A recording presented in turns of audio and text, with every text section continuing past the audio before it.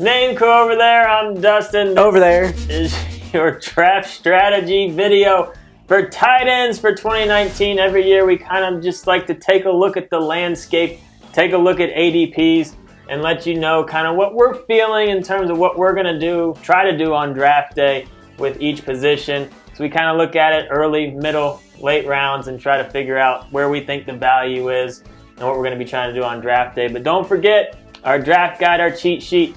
Download it. We're updating it throughout the preseason. It's free. And subscribe. And hey, maybe tell a buddy or two to subscribe because no one ever shares our stuff. So do that. Don't have to be your secret weapon. All right, here we go. Tight ends. I'm telling you, it's pretty clear cut for me this year. Grab one of the first three or I'm waiting.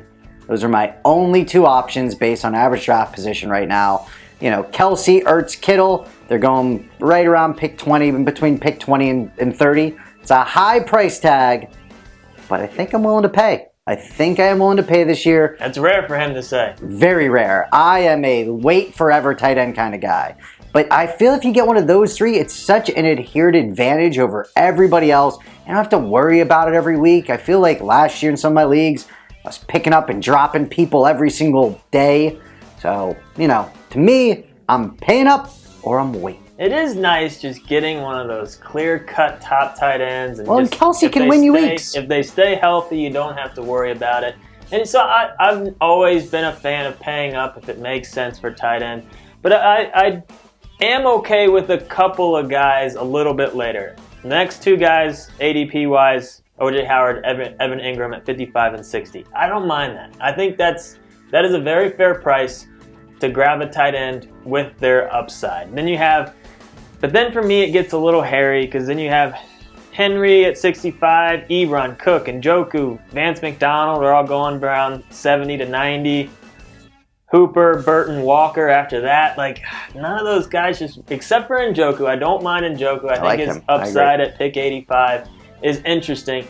But none of those guys really jump out at me as far as a guy that's just, hey, here's the guy that's going to take a huge leap forward, a guy that's going to really, take the next step. I mean, a lot of people like McDonald. We have him on our overvalued list. We just don't see the Steelers using their tight end enough to give him a ton of fantasy value. I think he will have a good year. I think his numbers could go up.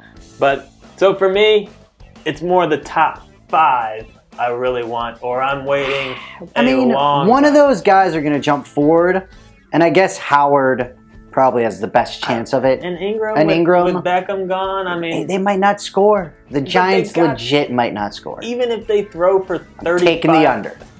I mean, you got to figure they got to throw for at least 3,500 yards. I mean, who's going to catch it? Sterling Shepard. Barkley out of the backfield. That's all they're going to do. Yeah. Guy's going to be crushed at the end of the year. All right, so again, I'm going top. I don't like those middle guys. Of course, a couple of them are going to be really good. Nobody thought Kittle, except for this guy, was going to be a beast last year, and he was. I was the Kittle guy. Yeah. If I'm waiting, these aren't Kittle guys that I'm waiting on. These are names that are always hurt. Olsen, Jimmy Graham. Who else did you like later? Eifert. Maybe take two of them and see what happens. Hold on to them. So I'm like going early or really, really late, grabbing two. Unless, caveat overarching on all of this. If anybody slips, that's what I'm probably doing. I am waiting. Those top three guys I'm not reaching on. I'll let them slip and come to me. And then in those middle rounds, I will take the tight end that slips out of that group. So I could get one of those guys if they're slipping, but I'm not taking any of them at their ADP. And I am certainly not reaching on any of them. Well, in the later rounds, though, one thing I wouldn't mind doing is taking like a Goddard or an Andrews from Baltimore and packaging them with one of those old Jimmy Grahams, Eifert, or Olsens, and then you got a little bit upside.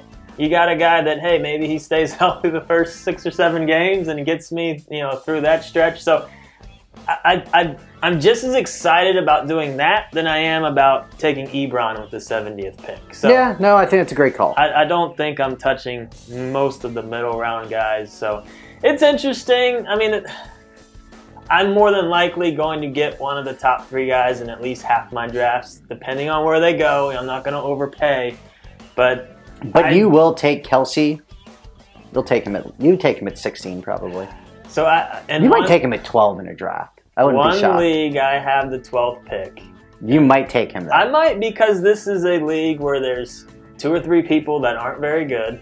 So That's a big factor. I can always find running backs on the wire, and I just like locking up a top tight end in that league and just not have to worry about it. I can always just, League, are you watching this? Are you in Dustin's league and watching this? Do they know And are which you one I'm are you talking one of the about? two? Do they know? Are you one of the two is the question.